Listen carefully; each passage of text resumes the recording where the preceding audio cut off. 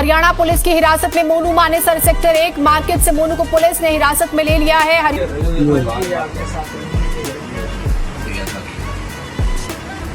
Police के अधिकारी कुछ बोलने को तैयार नहीं है। सिविल ड्रेस में 3 गाड़ियों से पहुंची थी टीम। हरियाणा पुलिस मोनू मानेसर को राजस्थान पुलिस को सौंप सकती है, यह खबर इस वक्त सामने आ रही है।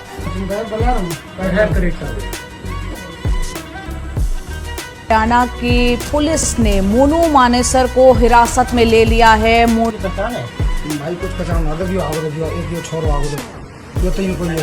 वक्त बड़ी खबर मिल रही है, हरियाणा पुलिस ने मोनू मानेसर को हिरासत में ले लिया है। मानेसर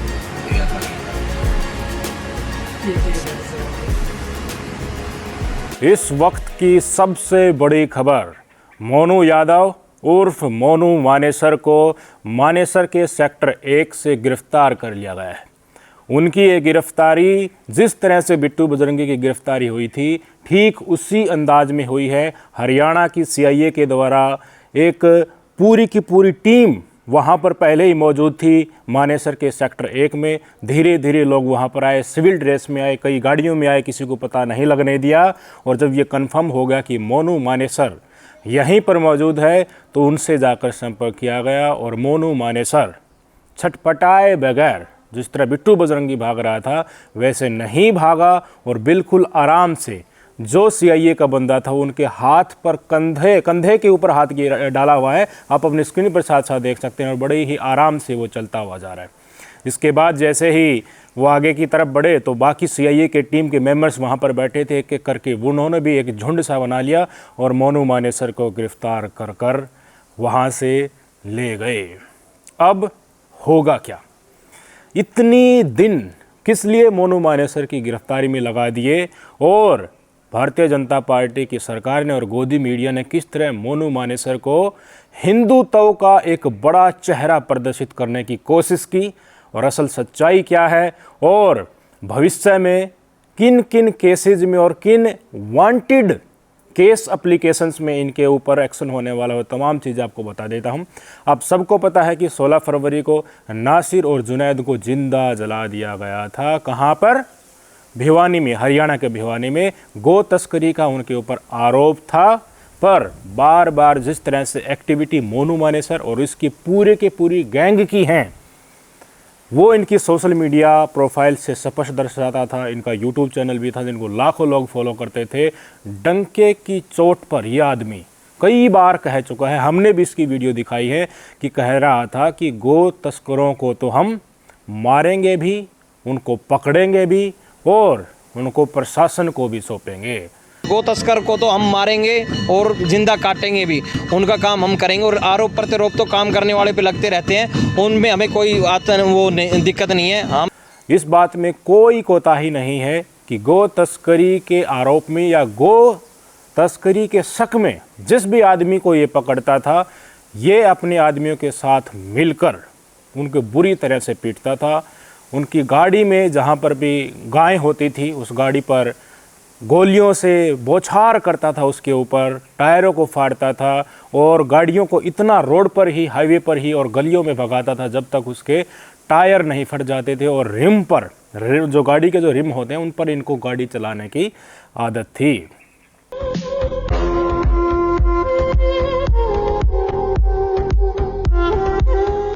जब तक मोनू मानेसर गोरक्षक था तब तक एक शेड्यूल तरीके से चल रहा था, गैर कानूनी काम नहीं कर रहा था, तब तक इसके ऊपर कोई अंगुली नहीं उठ रही थी। लेकिन जैसे ही ये राजनीतिक पार्टियों के शिकंजे में फंसा, तो आपको पता ही है फिर क्या होता है गोरक्षा के नाम पर। वहीं पैतरा बीजेपी ने फेंका, फिर इसने वहीं पैतरा बाकी पूरे के पूरे समाज में गोरक्षा के नाम पर फेंकना शुरू कर दिया। कई आरोप तो इनके ऊपर ये भी लग रहे हैं कि ये गोरक्षा के नाम पर खुद गो तस्करी करता था। जो इसके जानकार होते थे, गांव में जो मेवात का जो एरिया है, अलग अलग गांव में इनके कुछ प्यादे हैं, कुछ नुमाइंदे हैं जो आपस में बातचीत करके जो इनकी जो गो तस्करी वाला वाहन होता है उसको ये निकाल देते हैं।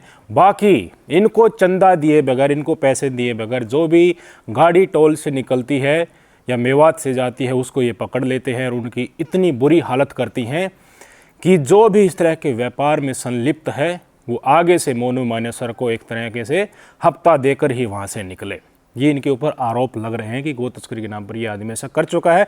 बाकायदा समाजसेवी हर्ष चिकारा ने वीडियो डालकर इनका पर्दाफाश किया था और उसमें इन्होंने कहा था, हर्ष चिकारा ने, कि भाई साहब जो गोरक्षा दल है उसका ये सदस्य नहीं है। इसको गोरक्षा दल वालों ने निकाल दिया था क्योंकि इसने एक गाड़ी पैसे लेकर छोड़ दी थी और वही गाड़ी अगले ही दिन फिर से गो तस्करी में पकड़ी जाती है। तब गोरक्षा दल वालों को पता चला, इसके साथ बहस हुई, इसकी अकल औकात की पता चली, हकीकत की पता चली और बाद में फिर जाकर गोरक्षा दल वालों ने इसको निकाल दिया। फिर राजनीतिक पार्टियों का ये मोहरा बना, इसकी खुद की कुछ भी मंशा रही होगी, बीजेपी के साथ इसकी ठीक बैठ गई और जो हिंदूवादी संगठन हैं उन्होंने इसको राजनीतिक इस्तेमाल के लिए चुना। दक्षिण भारत से दिल्ली तक, यूपी तक, पूरा हरियाणा और राजस्थान की राजनीति को साधना चाहा और हिंदू मुस्लिम करके मुसलमानों के ऊपर अत्याचार कराकर सारे हिंदुओं को एकजुट करके उनको डराकर, गौ माता के नाम पर डराना हो या फिर मुसलमानों का रौद्र रूप करके दिखाना हो या हिंदुओं की किसी तरह से कोई भी हत्या हो जाती है उसको हिंदू मुस्लिम एंगल देना हो, ये तमाम चीज़ें इसमें शामिल थी। और बेखौफ होकर कानून के आगे, पुलिस वालों के आगे गो तस्करी करने वाले लोगों को ये मारता था। हरियाणा पुलिस की गाड़ी के आगे लोग इससे पानी मांग रहे हैं, ऐसी वीडियो भी सामने आई थी। वहीं पर मोनू मानेसर और इसकी टीम के लोग उनको मार रहे हैं, उनकी पूरे शरीर से खून टपक रहे थे। अब जैसे ही नूह दंगा हुआ तो नूह से पहले इस आदमी ने एक वीडियो डाली थी। वीडियो डाली कि देखिए मैं आ रहा हूं, मेरी पूरी टीम आ रही है, हम ब्रजमंडल यात्रा में आएंगे, आप भी ज़्यादा से ज़्यादा बड़ी संख्या में पहुंचे। इसका असल पोस्टमार्टम आज बता देता हूं। 31/7/2023 दिन सोमवार को मेवात ब्रजमंडल यात्रा है। सभी भाई बढ़ चढ़कर हिस्सा ले। हम खुद यात्रा में शामिल रहेंगे और हमारी पूरी टीम यात्रा में शामिल रहेगी। पुलिस प्रशासन ने इससे बात की, मोनू मानेसर और इसकी टीम से बात की। देखिए आपके ऊपर कुछ आरोप लगे हैं, जब तक ये सिद्ध नहीं हो जाते, चाहे आप बेशक से बेकसूर हो या फिर आरोपी हो, मेवात के लोग ये समझते हैं कि ये काम तुमने किया है क्योंकि तुमने पहले भी लोगों को पीटा है गो तस्करी के नाम पर, उसमें लोग मरे भी हैं, इसलिए एक समुदाय में बहुत ही गुस्सा है, इसलिए तुम न आओ। चुपके इसने बातचीत कर ली। पुलिस प्रशासन ने, हरियाणा पुलिस ने इससे बातचीत की।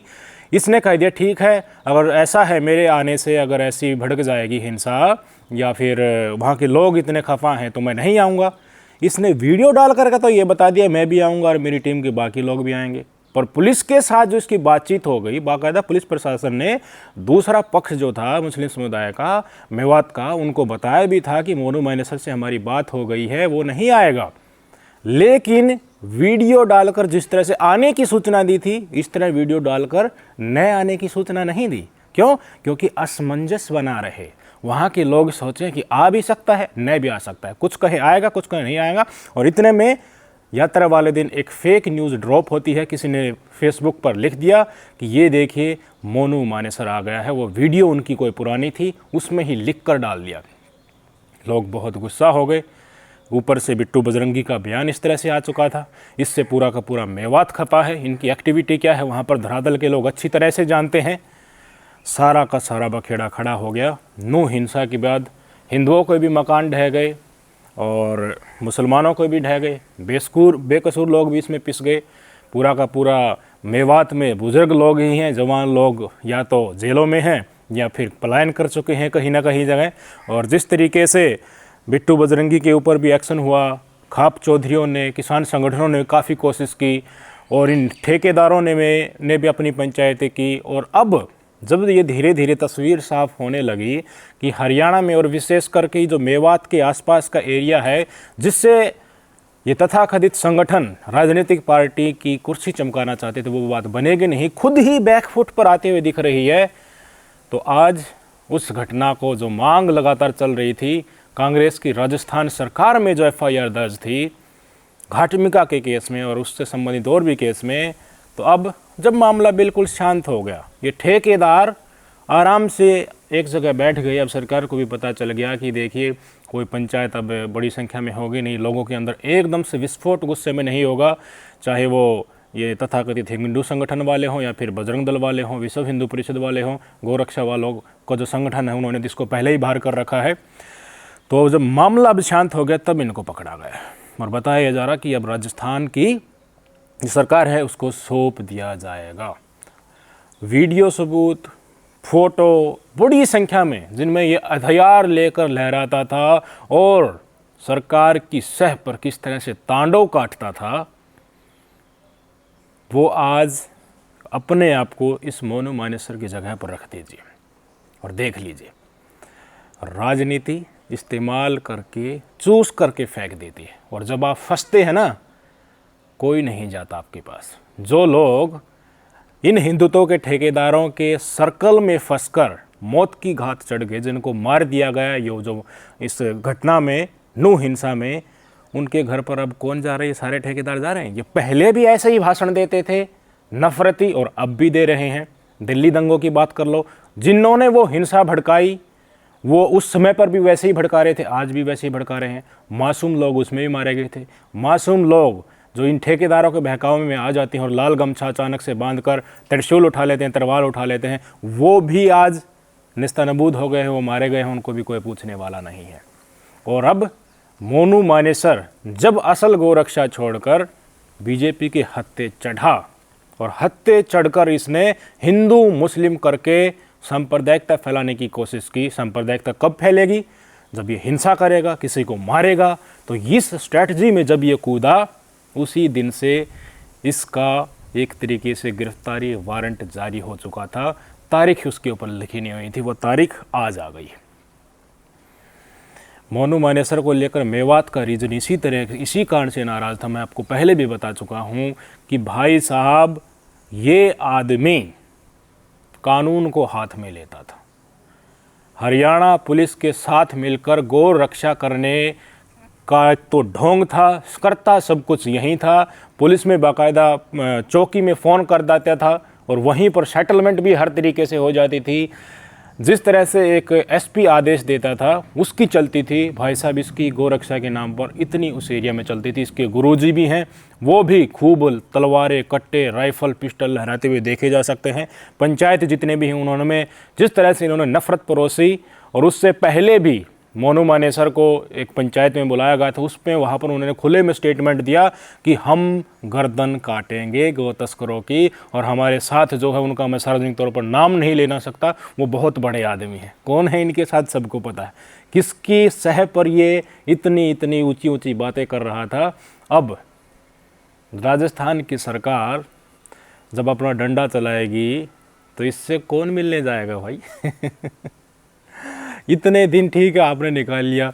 हरियाणा पुलिस किसी को पकड़ना होती है, पुलिस के पास 100 तरह के संसाधन होते हैं। ये कोई एक्सक्यूज़ नहीं है कि इतने दिन ये मोनू मानेसर भाग रहा था। नहीं, इसको छोड़ रखा था कि मामला शांत होने दो, बात बनती है तब तक गिरफ्तारी नहीं करेंगे। और जब राजस्थान की सरकार की तरफ से लगातार ये स्पष्ट हो गया एक तरीके से कि इसके खिलाफ एनएफ सबूत हैं, आरोपी है ये, तो अब इसको आखिरकार देना ही पड़ा। नहीं तो गर्दन पकड़कर राजस्थान पुलिस खुद इसको उठा ले जाती, फिर हरियाणा सरकार की बेइज्जती होती। तो उस बेइज्जती से बचने के लिए अब इनको गिरफ्तार किया गया है।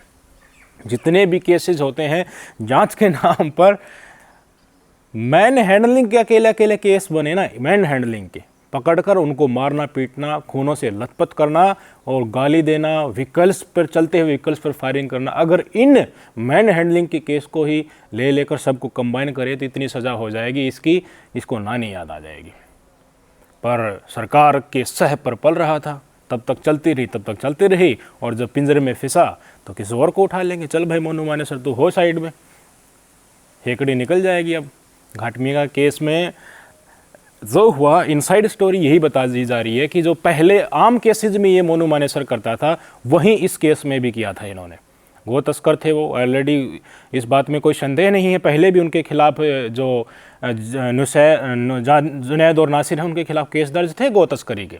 इन्होंने उनको पकड़ा, इतना मारा कि बताया जा रहा है कि एक बंदे की तो मौत पहले ही हो गई है। फिर एक जिंदा था, उसको लेकर काफ़ी राजस्थान में भी वापस गए हैं। राजस्थान की पुलिस चौकी में गए हैं, उन्होंने कहा कि भाई देखिए एक बंदा तो मर चुका है, हम इसको लेंगे नहीं। ये फिर यहाँ पर आए हैं, फिर मोनू मानेसर से बातचीत हुई है, जो लोग पहले जिन्होंने इन दोनों को पकड़ रखा था। फिर इन्होंने सोचा कि भाई देखिए अब मर तो गए ही हैं, एक बंदा ये इनके साथ है, ये छूट गया तो ये भी सारी पोल खोल देगा कि हमें देखिए इस गैंग ने पकड़ा था और इसको मार डाला, तो चलिए इनको दूसरे को ही मार देते हैं। दूसरे को अधमरा किया हुआ था, पीट पीट कर गाड़ी में आग लगा दी, एक पहले ही मरा हुआ था, दूसरा वहाँ पर जिंदा जल गया। आप सोचिए भाई किस समुदाय में आक्रोश नहीं होगा। खुद ही कानून हाथ में ले लेते हो, पहले इतना मारते हो कि खुद ही मर जाता है, फिर एक बचता है उसको भी आप जिंदा जला देते हो, तो गुस्सा नहीं आएगा। और कह रहे हो डंके की चोट पर मैं भी आ रहा हूँ और मेरे टीम के बाकी लोग भी आ रहे हैं, और पुलिस प्रशासन से चुपके से बातचीत करके कह देते हो कि ठीक है हम नहीं आ रहे, और उसकी वीडियो जारी नहीं करते हो। ये स्पष्ट तौर पर दर्शाता है कि ये आदमी सांप्रदायिकता फैलाने की कोशिश कर रहा था। हिंदू मुस्लिम जितना ज़्यादा हो सके, माहौल जितना ख़राब हो सके, उसी की कोशिश हर कदम पर करता रहता था, ताकि पीड़ा हो दूसरे समुदाय में ज़्यादा से ज़्यादा, दूसरा समुदाय नाराज़ हो, नाराज़ होकर वो हिंदुओं पर हमला करे, चाहे वो बजरंग दल वालों के ऊपर हमला करे या विश्व हिंदू परिषद वालों पर हमला करे या गोरक्षकों पर हमला करे। जिन पर हमला हो वो लोग कुछ मरे, कुछ हिंदू मरे, जिससे हरियाणा के, राजस्थान के, यूपी के, दिल्ली के इस तमाम हिंदी बेल्ट में आक्रोश फैले। हिंदुओं को लगे कि मुसलमानों ने हमारे भाइयों को मार दिया, और सारे हिंदू खड़े हो जाएं और मेवात की तरफ तलवार लेकर चल पड़े। ये इसकी साजिश थी। नूह दंगा इसी का किया धरा है, एक तरीके से अपना समीकरण निकाल कर देखा जाए तो। इसी के कारण ही मामन खान ने वो अपना स्पेशल प्रिविलेज लेकर विधानसभा में बयान दिया था। लोगों की आक्रोश जो था, लोगों के अंदर जो गुस्सा था, वो मामन खान के मुख से निकला था। मामन खान को तो कुछ होगा नहीं, क्योंकि उन्होंने स्पेशल तौर पर विधानसभा में प्रिविलेज है कि आप कुछ भी बोल सकते हो, आपके खिलाफ एक्शन वहाँ पर नहीं होगा, पर वो चीज़ें तो बाहर निकल आई। उसमें भी बीजेपी सरकार दोषी है, क्योंकि उस बयान को, उस भाषण को विधानसभा से निकलने ही नहीं देना था। एक एक चीज़ को जांच होती है ना, वैसे तो विपक्ष वालों की भाषण को एक घंटे का भाषण होता है, काट काट कर 20 मिनट का ये ले आते हैं। फिर मामन खान के भाषण को किस लिए इन्होंने सार्वजनिक होने दिया कि वो इस तरह के भड़काऊ बयान उन्होंने दिया था, तो उनके माइक ऑफ कर देना था वहाँ पर, या फिर भाषण उन्होंने दे दिया था तो उसको एडिट कर कर, उसको हटाकर बाद में चीज़ें सार्वजनिक होने देनी थी। अब मामन खान के साथ जो होगा वो होगा, हम उसमें कुछ नहीं कह सकते। पर जिस तरीके से बिट्टू बजरंगी और मोनू मानेसर के ऊपर जो आरोप हैं, स्पष्ट तौर पर जो नए नए नौजवान लाल गमछा गर्दन में डालकर मुंह उठा लेते हैं, ऐसे ही घर वालों को पता नहीं चलता, सचेत हो जाइए, नहीं तो आपकी गर्दन कब कट जाएगी, आप कीड़े मकोड़ों की तरह जेल में कितने दिन तक सड़ोगे, इसकी तारीख आप खुद ही तय करोगे जब इन बजरंग दल और विश्व हिंदू परिषद वालों के पीछे पीछे हो लोगे। गोरक्षा करनी है, करिए। हर व्यक्ति का, हर हिंदू का धर्म होता है कि अपने माता की रक्षा करना, पर किसी के जाल में फंस कर नहीं। किसानों के ऊपर और खाप चौधरियों के ऊपर आरोप लगाए जा रहे हैं, जिनके घर में, हर किसान समुदाय के व्यक्ति के घर में लगभग जो गांव में रहते हैं उनके घर में गायें बंधी होती है, और उनको शिक्षा दे रहे हैं कि तुम देखिए मुसलमानों के साथ आ रहे हो, तुम तो मुसलमान ही हो एक तरीके से। और मेवात से भी अब आवाज़ उठने लगी है कि जो यहाँ पर गो तस्करी करेगा, गायों को काटेगा, उसको हम हमारे समाज से एक तरीके से अलग कर देंगे, उसकी सूचना लोगों को देंगे। असल समाज तो यही है ना, अमन और भाईचारे के साथ लोग रहना चाहते हैं। पर चुनाव आ रहा है तो इतनी सांप्रदायिकता फैलाओ कि सांप भी मर जाए और लाठी भी ना टूट जाए। सांप कौन है? हिंदू और मुसलमान दोनों। लाठी किसकी है? बीजेपी सरकार की। पर क्या करें, चीज़ें साफ हो गई, समाज उठकर खड़ा हो गया। जाट समुदाय के लोग, किसान समुदाय के लोग, खाप चौधरी उठ खड़े हुए। पंचायत हिसार में कर ली, पहले कहा कि ये खड़े मुसलमान, हाथ लगा कर दिखा दो किसी माँ ने दूध पिलाया हो तो। मेवात में महापंचायत की गई, इतने लोग वहाँ पर आ गए, मेवात ने दिखा दिया कि भाई साहब इनकी तो डुगडुगी बज गई है पूरे दक्षिण हरियाणा में और राजस्थान में। वहाँ पर तमाम सीआईडी के लोग मौजूद थे मेवात में, जो बड़ौदा में जो महापंचायत हुई थी। उस दिन के बाद खट्टर साहब को और मोदी साहब को चैन की नींद नहीं आ रही है, इतनी लोग बड़ी संख्या में वहाँ पर जब पहुँचे थे। देख लीजिए, चीज़ें वहीं हैं। मोनू मानेसर और बिट्टू बजरंगी का रिप्लेसमेंट अब ढूंढा जाएगा, इनका काम हो चुका है, यहाँ तक ही था। अब नए बंदे आओ, कौन आता है वो जो जितना बेवकूफ़ होगा और जिसके दिमाग में जितना ज़्यादा गोबर भरा होगा वो खुद ही डिसाइड हो जाएगा। नमस्कार। यो दुकान में